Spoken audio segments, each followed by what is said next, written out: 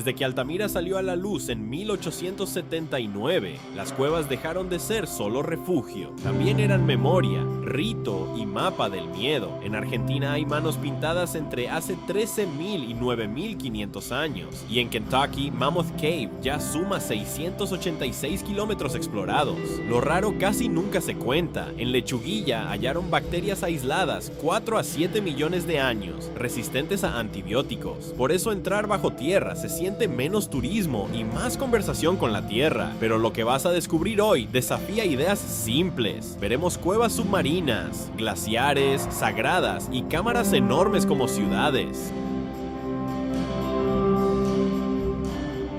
Primero llega el aire, húmedo, tibio, con olor a hojas fermentadas, no a piedra muerta. El suelo se pega a las botas y el río subterráneo no murmura, silba. Por eso habitantes del bosque evitaban esta abertura cerca de la aldea Yoong, convencidos de que algo respiraba ahí dentro. Y sin embargo, esa primera impresión engaña, porque Son Yoong no se siente como una cueva cerrada, sino como un paisaje entero escondido bajo la montaña. Okan encontró la entrada en 1990 mientras buscaba madera de agar. Los exploradores británicos la midieron entre el 10 y el 14 de abril de 2009. Desde entonces sabemos que su volumen ronda los 38,5 millones de metros cúbicos, con pasajes de hasta 200 metros de alto y 150 de ancho. Lo extraño es que dentro nacen selvas bajo 2 dolinas iluminadas, y detrás de la Gran Muralla de Vietnam aparecen perlas de calcita del tamaño de pelotas de béisbol. Llegar exige selva, vadeos y barro. Pero la historia se complica cuando miras hacia arriba y ves nubes internas, lianas, luz blanca cayendo a columnas. Caminas agotado, empapado, y aún así sientes que no estás descendiendo. Estás entrando en otro clima, en otro mundo.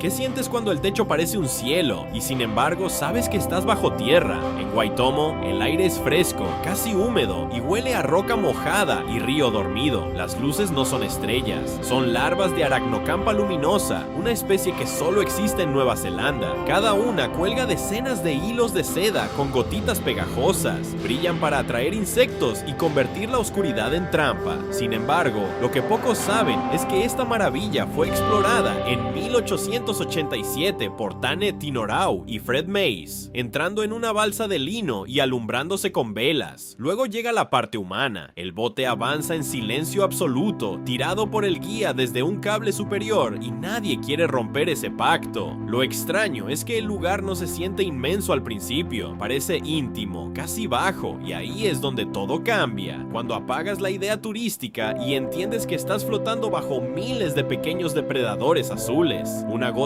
fría cae en la muñeca, alguien respira hondo y el agua apenas cruje. Sales confundido, esperabas belleza pasiva, pero acabas de cruzar un comedor vivo, paciente, delicado, construido para cazar en silencio allá arriba.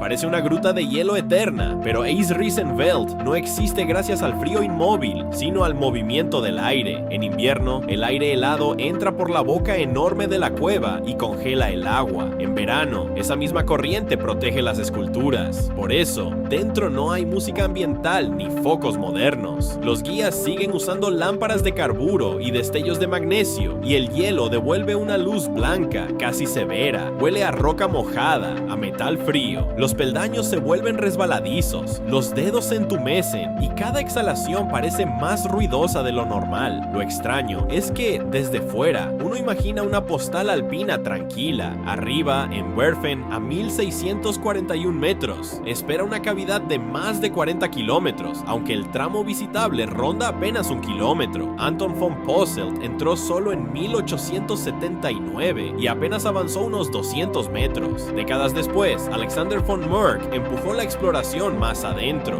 Hoy subes en teleférico y luego caminas, jadeando, hasta un mundo que todavía se visita como antes, con fuego en la mano y sombra en las paredes. Y ahí entiendes algo raro. El hielo no adorna la montaña, la disciplina y la vuelve ceremonias.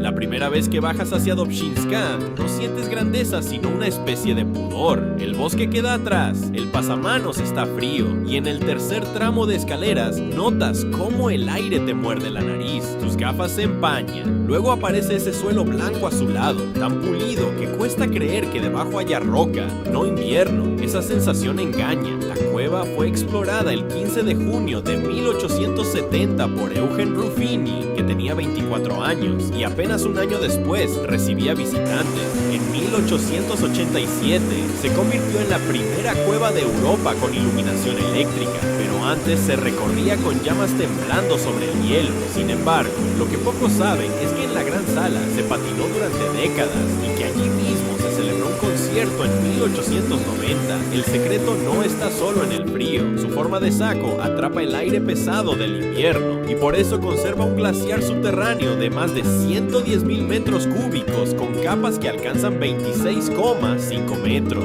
Lo extraño es que no parece una cueva muerta. El hielo se mueve, cambia, respira lentamente y uno sale pensando en el tiempo como si fuera agua detenida.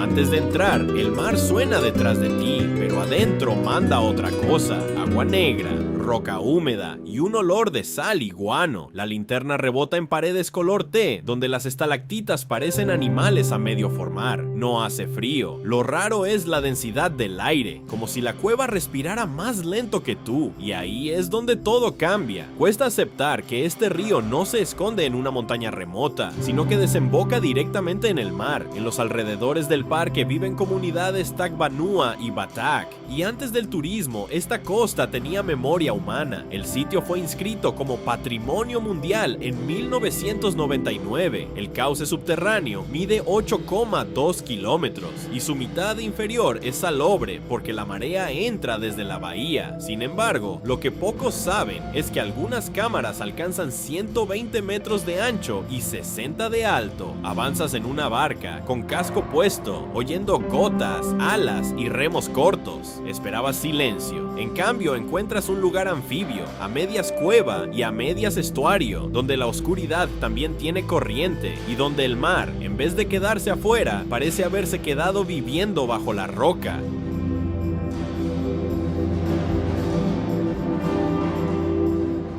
¿Cómo puede una cueva parecer una catedral y al mismo tiempo sentirse tan frágil? En Benahil, antes de ver la luz circular del techo, percibes otra cosa: sal pegada en los labios, olor a algas calientes y el golpe hueco del Atlántico contra la piedra amarilla. La abertura superior no es un adorno, es la cicatriz por donde entran el sol, el viento y el tiempo. Técnicamente, Algar de Benahil nació en la caliza del Algarve, modelado durante millones de años por la erosión marina.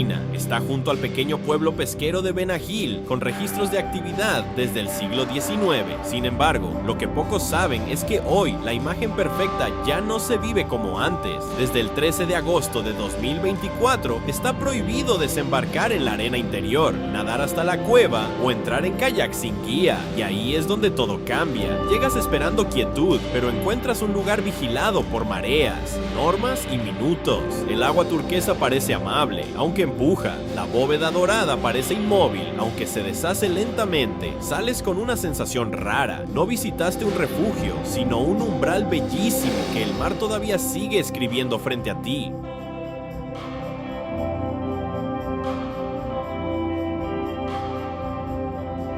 Lo primero que sorprende de la cueva de Fingal es que no parece excavada, parece construida. Las columnas hexagonales de basalto encajan con una precisión tan rara que uno piensa en un templo, no en lava enfriada hace millones de años. Y sin embargo, el engaño dura poco. El mar entra hasta el fondo, el aire sabe a sal fría y el suelo de prismas oscuros se vuelve resbaladizo apenas cae una ola. No huele a tierra, huele a océano golpeando piedra, y cuando llueve, Las paredes brillan como hierro. Lo extraño es que, vista desde lejos, promete silencio, pero adentro suena como un órgano. La cueva, en la isla deshabitada de Staffa, mide entre 69 y 82 metros de profundidad, unos 12 de ancho y hasta 22 de alto, dimensiones suficientes para que el eco rebote con una solemnidad casi física. Desde 1772, cuando Joseph Banks la dio a conocer al gran público, hasta la visita de Mendelssohn en 1829,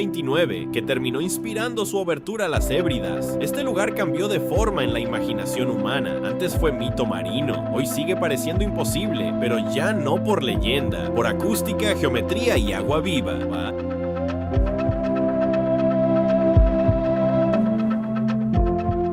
La primera vez que entras en Kazumura, no sientes que bajas a una cueva, sino al interior enfriado de una erupción. El aire huele a tierra mojada y hierro, y la linterna descubre raíces de Oya colgando desde el techo como si el bosque estuviera buscando recuperarla. Bajo las botas, la lava solidificada raspa, corta, obliga a mirar cada paso. Eso desconcierta, porque uno imagina un tubo limpio, casi abstracto, y aquí todo parece vivo, áspero, húmedo por dentro.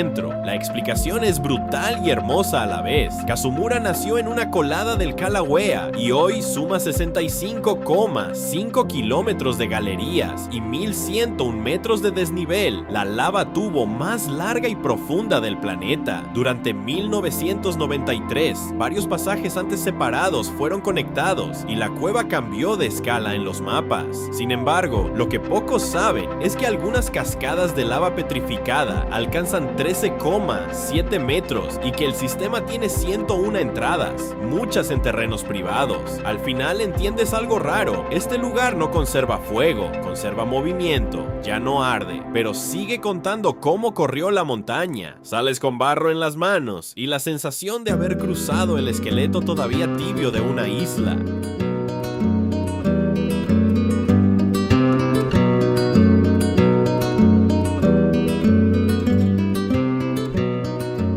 Llega el color, no la piedra, sino el agua, un turquesa lechoso, glacial, que sube por las paredes blancas y grises hasta volverlas azules. El bote cabe justo entre arcos pulidos y cada golpe mínimo del lago General Carrera suena hueco, como si la roca estuviera hecha de porcelana. Huele a agua fría, a viento patagónico, no a cueva cerrada. Lo extraño es eso, aquí no entras en la oscuridad, entras en la luz. Estas formas, conocidas como capilla, catedral y cueva de mármol, fueron esculpidas durante miles de años por el oleaje de un lago de origen glacial. Están frente a Puerto Río Tranquilo, en Aysén, y emergen dentro del lago más grande de Chile, con 1850 kilómetros cuadrados.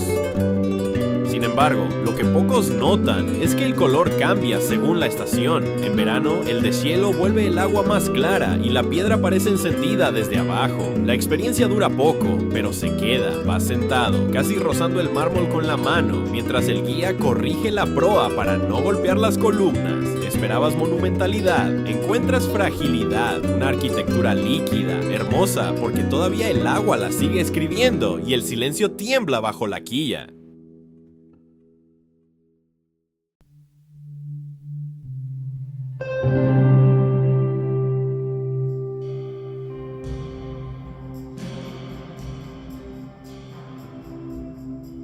¿Cómo puede una cueva parecer un palacio fantástico y al mismo tiempo guardar marcas de gente que vino aquí hace más de 1000 años? En Gilin, la cueva de la flauta de caña empieza con un aire tibio, húmedo y con un olor leve a piedra mojada que no esperas en un lugar tan fotografiado. El techo gotea despacio, el suelo resbala un poco y sin embargo, la primera sorpresa no es la belleza, sino la escala íntima del recorrido. Técnicamente, esta cavidad kárstica fue modelada en caliza y se extiende unos 500 metros visitables, a 5 kilómetros del centro de Gilin. Su nombre viene de los juncos que crecen afuera y con los que se hacían flautas. Sin embargo, lo que pocos saben es que dentro quedan 77 inscripciones, algunas fechadas en el año 790, prueba de que ya era admirada en tiempos Tang. Además, la cueva volvió a cobrar protagonismo en la década de 1940, cuando vecinos la usaron sirvieron como refugio durante bombardeos. Y ahí es donde todo cambia, porque uno entra esperando decorado, luces y espectáculo, y sale pensando en respiraciones, en manos antiguas tocando la pared, en agua trabajando en silencio sobre la misma roca todavía la quilla.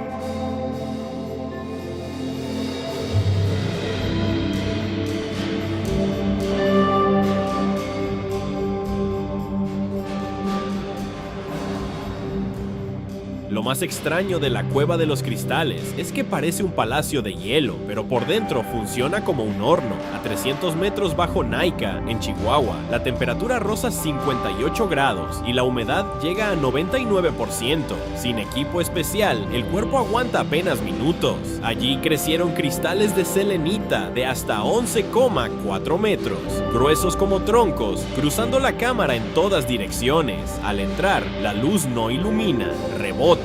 Todo brilla con un blanco cálido, casi febril. No huele a cueva fría, sino a mineral mojado y metal caliente. El suelo es irregular, la respiración pesa y el silencio solo lo rompe un goteo lento para un visitante. Lo extraño es que este lugar, descubierto por mineros en abril de 2000, no transmite refugio, sino vulnerabilidad. Durante al menos 500,000 años, el agua mineral se mantuvo en un equilibrio casi perfecto para que el yeso creciera sin prisa.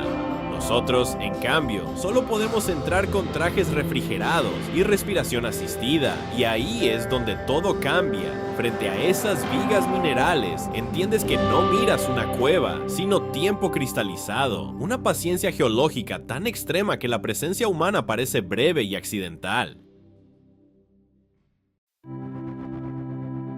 La primera vez que crucé el puente Cherkvenik, no pensé en una cueva, pensé en un cañón vivo. Abajo rugía el Reka, 45 metros más abajo, y el aire subía frío, húmedo, con olor a piedra lavada y hojas viejas. Las barandillas sudaban agua. Uno llega esperando silencio y estalactitas. Aquí lo primero es el estruendo, una oscuridad que no se queda quieta. Una gota en la nuca te recuerda que caminas sobre caliza viva, húmeda, trabajando todavía. Después entiendes por qué Scotian descoloca tanto. Este sistema, inscrito por la UNESCO en 1986, guarda uno de los mayores cañones subterráneos de río conocidos, 2.600 metros de longitud, hasta 146 metros de altura y tramos de más de 120 de ancho. Más adentro, la cámara Martel supera 2,2 millones de metros cúbicos. Sin embargo, lo que pocos saben es que este lugar no fue solo geología. La zona conserva señales de presencia humana durante más de 5,000 años, desde la prehistoria hasta hoy. Al final sales distinto, no porque hayas visto una cueva hermosa, sino porque aquí la tierra parece abierta por dentro, como si Europa tuviera una garganta secreta. Y ahí entiendes algo raro, bajo tierra también existe el vértigo.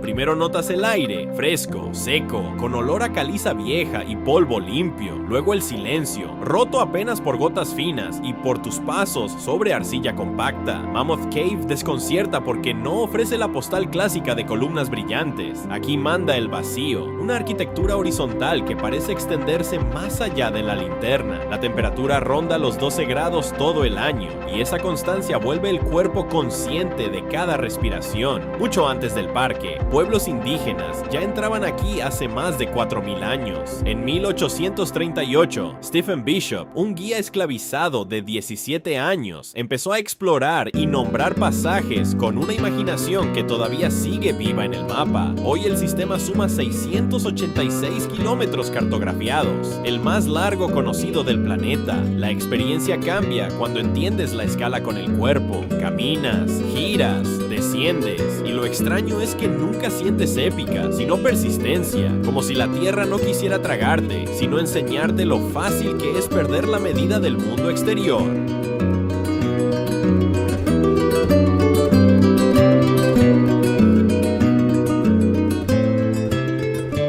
Entra en una de las cuevas más profundas de la Tierra y descubres que empieza con un agujero casi humilde. En Veriofkina, en el macizo de Arabica, la boca mide apenas unos 3 por 4 metros, a 2.285 metros de altitud. Después todo se vuelve técnico, pozos enlazados, meandros mojados, pasos estrechos y un descenso confirmado hoy en 2.209 metros. Sin embargo, lo que pocos saben es que a unos menos 400 metros aparece el pozo Babatunda, de 155 metros, y que el fondo termina en un sifón llamado la última parada del Capitán Nemo. La parte humana empieza cuando imaginas el cuerpo ahí dentro. Huele a caliza empapada, a cuerda mojada, a ropa que ya no se seca. El frío no impresiona por postal, sino por desgaste. Lo extraño es que una cueva tan extrema no se presenta como un abismo grandioso, sino como una insistencia de agua, barro y gravedad.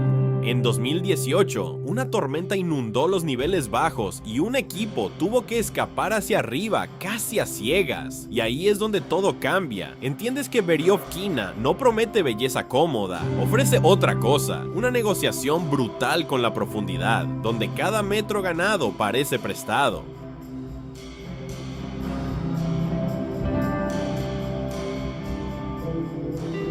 Lo más sorprendente de Kango no es su edad geológica, sino su costumbre humana. Lleva fascinando viajeros desde hace más de 2 siglos, y aún así consigue desorientarte. Uno espera frío mineral y silencio solemne, pero adentro hay 20 grados constantes, aire húmedo, un olor a piedra mojada y un eco que devuelve cada voz con demasiada intimidad. La cueva se abre en el Klein Karoo, cerca de Oudtshoorn, y muy pronto aparecen salas teatrales como Van Zyl, con techos que parecen colgar en capas. Después llegan las formaciones con nombres casi absurdos: los tubos del órgano, la torre inclinada, la aguja de Cleopatra, una estalactita de 9 metros y unos 150.000 años.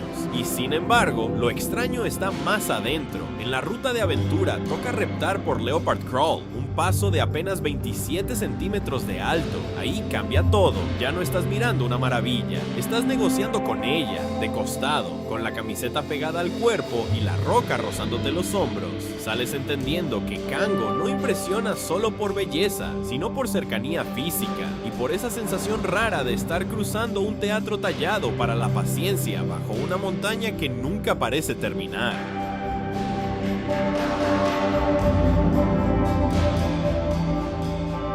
La primera vez que vi Melisani desde la barca, pensé que era una cueva pequeña, casi delicada. Luego la luz del mediodía cayó por la abertura del techo y el agua se volvió azul eléctrico, tan clara que parecía iluminarse sola. Olía a roca húmeda y sal muy fina. El remo apenas rozaba la superficie y ese sonido suave hacía más raro el silencio. Uno llega esperando un rincón romántico. Lo extraño es que, en realidad, estás dentro de un sistema de agua en movimiento. Melisani fue redescubierta en 1951 y abierta al público en 1963. El lago está a unos 20 metros por debajo del suelo y sus aguas son salobres, una mezcla de mar y agua dulce que intrigó a los científicos durante décadas.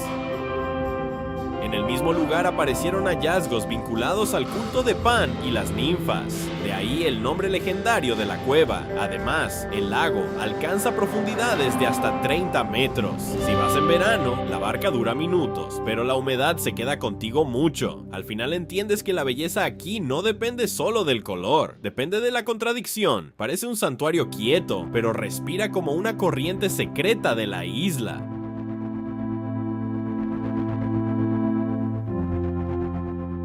Primero llega el calor, no el de la roca, sino el del cuerpo, subiendo 272 escalones con incienso, sudor y plátanos maduros en el aire, mientras los macacos vigilan como carteristas pacientes. La caliza se eleva 100 metros sobre el suelo de la cueva principal, pero lo extraño es que Batu no se siente subterránea. Entra luz, cantan aves, cae agua por las paredes y, a veces, el murmullo de la oración pesa más que el eco. Antes de ser icono turístico, este cerro de caliza de unos 400 200 millones de años fue refugio de comunidades temuán y luego lugar de extracción de guano. En 1878, William Hornaday lo dio a conocer fuera de Malaya, y en 1891, K. Tambusami Pillai impulsó aquí el templo dedicado a Murugan. La estatua dorada con 42,7 metros es mucho más reciente. Se inauguró en 2006. La experiencia cambia arriba. Llegas jadeando, con las piernas ardiendo, y descubres que no has venido a una cueva silenciosa, sino a un santuario vivo. Esperabas piedra. Encuentras campanas, flores, monos oportunistas y una montaña que todavía funciona como umbral, no como museo. Algunos suben descalzos, otros con ofrendas, y terminan mirando arriba como si la roca respondiera.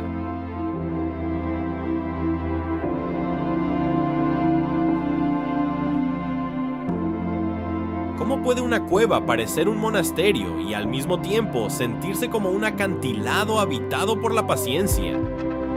En Ajanta primero llega el olor a roca tibia y polvo húmedo, después la curva del barranco del Wagora y esa penumbra donde los ojos tardan en obedecer. No es una sola cueva, sino 30 excavaciones abiertas en una pared de basalto con forma de herradura, talladas entre el siglo II antes de nuestra era y el 6. Sin embargo, lo que pocos saben es que muchas estaban unidas al arroyo por escaleras hoy casi borradas, y que el conjunto volvió al mapa en 1819, cuando un oficial británico lo encontró durante una cacería. Entonces aparece lo humano, las manos que pintaron pliegues, miradas y joyas hace más de 1500 años, dentro de salas donde aún sientes frescor y eco corto. Lo extraño es que Ajanta no impresiona por oscuridad, sino por color retenido. Caminas despacio, casi susurrando, y entiendes que aquí la roca no fue refugio contra el mundo, sino una forma de ordenarlo, narrarlo y respirar mejor dentro del tiempo. Y ahí todo cambia. Cada columna parece madera petrificada, aunque fue cincelada en piedra para imitar antiguas vigas todavía.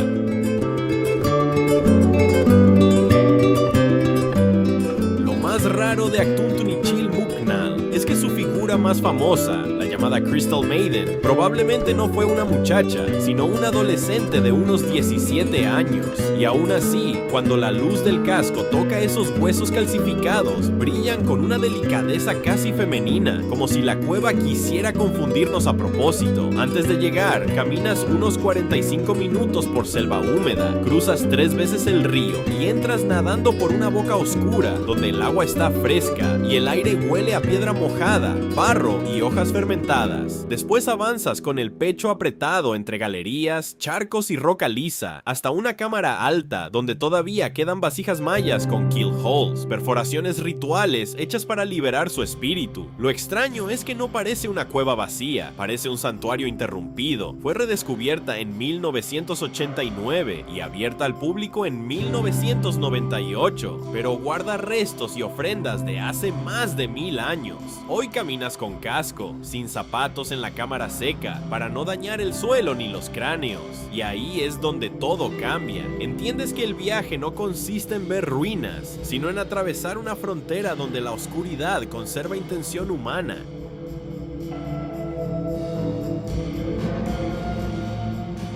La primera vez que bajé a Aben Armand, el guía apagó un segundo la luz y entendí algo raro. La oscuridad no pesaba, respiraba, el aire era fresco, casi dulce, con olor a piedra mojada y arcilla limpia. Luego volvió la iluminación y apareció ese bosque mineral imposible. Miles de puntas blancas subiendo desde el suelo como si la tierra hubiera decidido crecer hacia abajo. La historia del lugar explica parte del asombro. En 1897, Louis Armand descendió por este abismo del Cos de Meillen y reveló una sala gigantesca escondida bajo la meseta. Hoy se entra más cómodamente en funicular, pero lo que pocos saben es que la gran sala guarda cerca de 400 estalagmitas y una de ellas supera los 30 metros.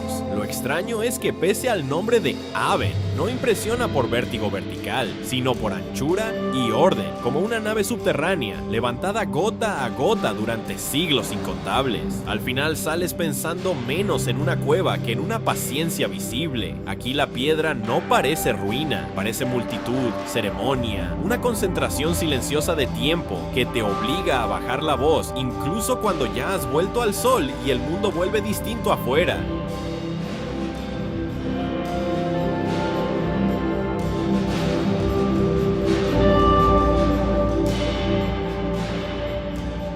Primero ves la luz filtrarse por una boca circular enorme, y debajo, un azul que no parece agua, sino vidrio encendido. El aire huele a caliza mojada, barro fresco y hojas húmedas traídas desde afuera. Bajas con cuidado por la roca inclinada, sintiendo que la cueva no te recibe con oscuridad, sino con claridad. Lo extraño es eso, uno imagina una gruta cerrada, y aquí el sol es parte del espectáculo, sobre todo entre septiembre y febrero, cuando el lago se vuelve intensamente azul. La Gruta do Lago Azul, en Bonito, fue protegida en 1978 y guarda un lago subterráneo iluminado por una abertura de unos 40 metros. Durante inmersiones científicas se alcanzaron 96 metros de profundidad y en el fondo aparecieron huesos fósiles de grandes mamíferos de más de 12.000 años, entre ellos perezosos gigantes. Ese detalle cambia por completo la escena. No estás viendo solo una postal mineral, sino un archivo sumergido del Pleistoceno. La experiencia dura poco, pero deja una sensación rara. Caminas despacio, casi sin hablar, porque cualquier ruido parece enturbiar el color. Esperabas una cueva. Encuentras una ventana abierta hacia el tiempo, la luz y la paciencia del agua que sigue excavando en silencio debajo.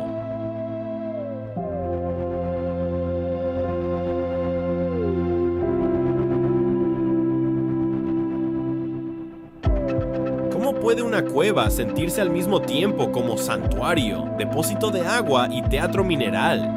En Geita, primero oyes el río antes de verlo, un rumor grave debajo de la roca, aire fresco en la cara y un olor limpio, calcáreo, casi metálico. La gruta se divide en dos niveles conectados por la misma paciencia del agua. Abajo, una galería inundada que se recorre en bote. Arriba, cámaras secas con pasarelas y bóvedas inmensas. El sistema suma casi 9 kilómetros. Está a 18 kilómetros de Beirut y en la Sala Blanca cuelga una estalactita de 8,2 metros, una de las más largas conocidas. Sin embargo, lo que pocos saben es que este río subterráneo ayuda a abastecer de agua potable a más de 1 millón de personas, así que aquí la belleza también trabaja. La parte humana llega en silencio. En el bote nadie habla alto, porque cualquier sonido rebota como dentro de una iglesia vacía. Lo extraño es que Geita no impresiona por oscuridad, sino por claridad. El agua parece negra, pero sostiene vida para una ciudad entera. Sales con la sensación de haber visitado una catedral que todavía bombea, y ahí entiendes que también respira piedra.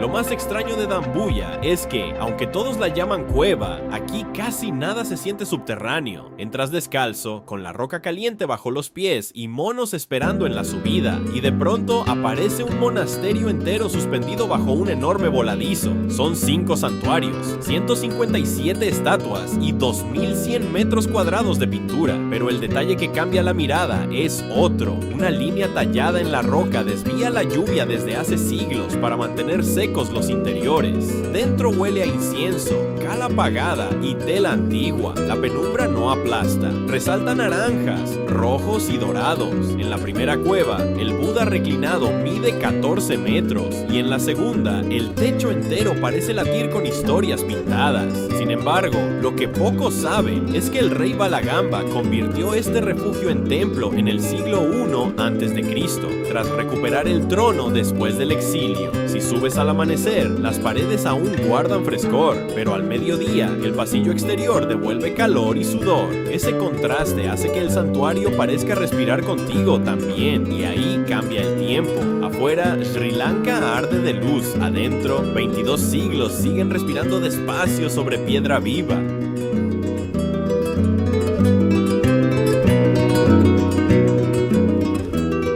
Vez que me acerqué a Blue Grotto, el barquero no habló del color. Me dijo que mirara las paredes. Tenía razón. Antes de que el azul aparezca, sientes sal en la piel, gasoil suave en el muelle de Guidish Jurriek y ese golpeteo corto del casco contra la roca. Luego el bote entra, la temperatura baja apenas y el agua empieza a reflejar verdes, cobaltos y destellos plateados en el techo calizo. Lo extraño es que no parece una cueva cerrada, sino una herida abierta al Mediterráneo. La explicación es menos romántica y más hermosa. Blue Grotto no es una zona sola cavidad, sino un conjunto de cuevas marinas en la costa sur de Malta, esculpidas por oleaje, fracturas y siglos de erosión en la caliza. La mejor luz suele llegar por la mañana, cuando el sol rebota en el fondo claro y proyecta manchas turquesa, rosa y esmeralda sobre las paredes. Sin embargo, lo que pocos saben es que el nombre moderno quedó asociado a una visita de Sir Walter Scott en 1830. Al final entiendes que no visitaste una cueva fija, sino un instante. Si entra nube, todo se apaga. Si vuelve el sol, la piedra respira distinto.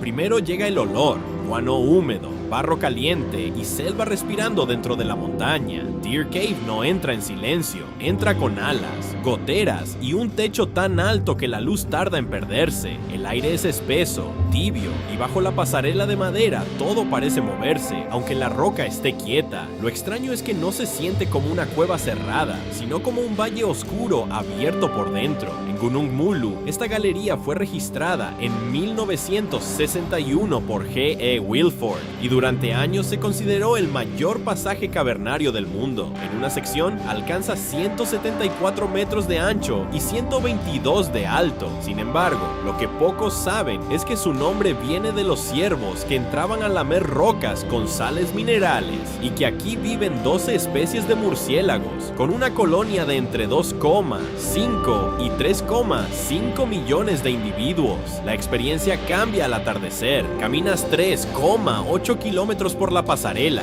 esperas en el observatorio y de pronto el cielo empieza a desenrollarse en cintas negras sobre ti. Esperabas oscuridad inmóvil. Encuentras un pulmón gigantesco que exhala vida sobre la selva, una boca mineral donde la noche sale volando.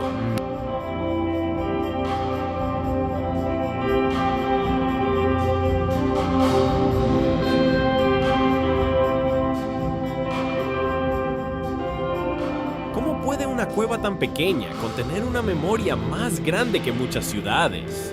Lascaux, en Dordoña, no impresiona por fuera. Una colina discreta, humedad pegada a la piel, olor a piedra mojada y bosque frío. Pero dentro aparece un sistema de salas de unos 235 metros, con paredes de calcita fina, donde hace cerca de 17.000 años alguien trazó toros, caballos y ciervos con manganeso, carbón y óxidos de hierro. Sin embargo, lo que pocos saben es que los negros profundos no son hollín improvisado. En varios paneles, el pigmento fue soplado, y en la sala de los toros, algunas figuras alcanzan más de 5 metros. También sorprende otra cosa: la cueva que hizo famosa a Lascaux hoy, casi nadie la pisa. Se cerró en 1963 porque el aliento humano estaba dañando las pinturas. Y ahí es donde todo cambia. 4 adolescentes la encontraron en 1940, siguiendo a un perro llamado Robot. Y desde entonces el drama no fue descubrirla, sino aprender a no tocarla. Frente a esas paredes, uno entiende que proteger también duele. Lo extraño es que el silencio allí no se siente vacío. Parece la respiración contenida de todos los que llegaron tarde, de verdad. Lo más extraño de Trinukagígur es que no entras en una cueva, desciendes al vacío de un volcán que se quedó sin su corazón de magma. Desde fuera parece apenas una loma oscura en los campos de lava de Blafiol, azotada por viento frío y olor metálico a roca mojada. Luego caminas unos 3 kilómetros, casi 45 minutos, con grava negra crujiendo bajo las botas, casco en mano, hasta una abertura modesta, y ahí es donde todo cambia. Una plataforma abierta baja cerca de 120 metros durante unos 6 minutos, y las paredes se encienden en rojos oxidados, amarillos sulfurosos, morados apagados y vetas verdes dejadas por minerales antiguos. Arriba hay cielo islandés, abajo una cámara inmensa que contradice toda idea simple de incendio. Aunque parezca imposible, este gigante dormido lleva unos 4000 años en silencio, y aún así, adentro no se siente muerto, se siente suspendido. Sin embargo, lo que pocos saben es que el cráneo cráter fue explorado en 1974 por Arne B. Stephenson y que la primera impresión engaña. Uno espera brutalidad volcánica, pero encuentra una especie de catedral hueca, delicada, casi frágil, donde hasta las voces bajan solas, como si hablar fuerte fuera una falta de respeto.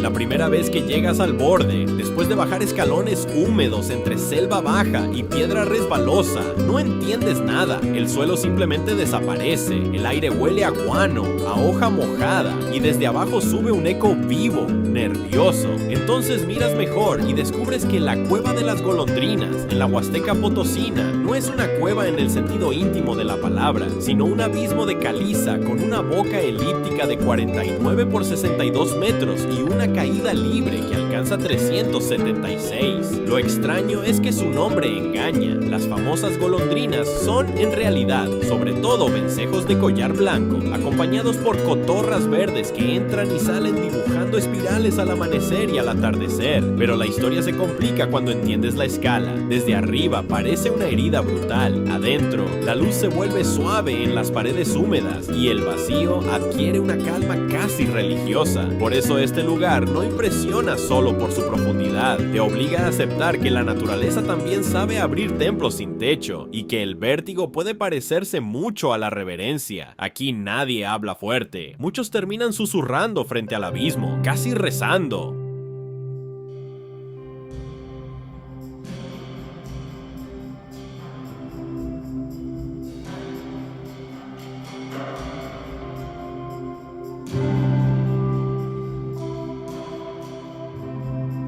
Primero llega el olor, roca húmeda, tierra fresca, un frío estable que parece pegado al techo bajo. En Altamira la oscuridad no es negra, es rojiza, devuelve ocres, carbones y ese lomo de bisonte que casi respira cuando la luz roza la piedra. Sin embargo, lo que pocos saben es que esos animales no fueron pintados contra la roca, sino con la roca. Los relieves naturales del techo dieron volumen a los cuerpos. En 1879, la niña María, de 7 años, alzó la vista antes que los adultos y cambió la historia del arte prehistórico para siempre. Después vino la incredulidad, porque Europa culta no quería aceptar que hace unos 14.000 años ya existiera una belleza tan segura, y ahí es donde todo cambia. Altamira no deslumbra por inmensa, al contrario, sorprende por íntima, te obliga a encorvarte, a bajar la voz, a mirar como quien entra en una habitación todavía habitada. Lo extraño es que sales pensando menos en bisontes que en manos humanas, tan antiguas y tan cercanas, y aunque hoy entrar sea casi imposible, la humedad y el dióxido de carbono enseñaron una lección incómoda. Conservar este lugar exige renunciar al privilegio simple de mirarlo demasiado cerca.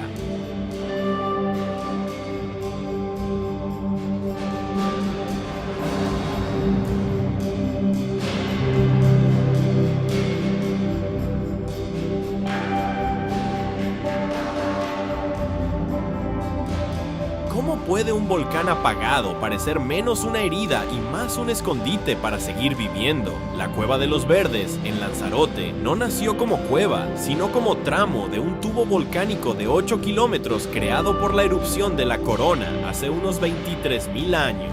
En la visita guiada recorre cerca de 1 kilómetro, entre paredes de basalto ondulado, pasos estrechos y desniveles de hasta 40 metros, con una temperatura estable de 17 a 19 grados. Huele a piedra fresca, a polvo húmedo y el sonido de las suelas cambia según la lava se vuelve lisa o quebrada. Sin embargo, lo que pocos saben es que su nombre no viene del color, sino de una familia local, y que el lago del final no siempre es agua. Es un espejo visual tan preciso que desarma al más atento, pero la historia se complica cuando recuerdas para qué sirvió todo esto. Durante los siglos de ataques piratas, los habitantes del norte de la isla bajaban aquí para esconderse con animales, silencio y miedo, y ahí es donde todo cambia. Entras esperando violencia geológica, pero sales pensando en gente común, respirando despacio, confiando allí su vida a la oscuridad.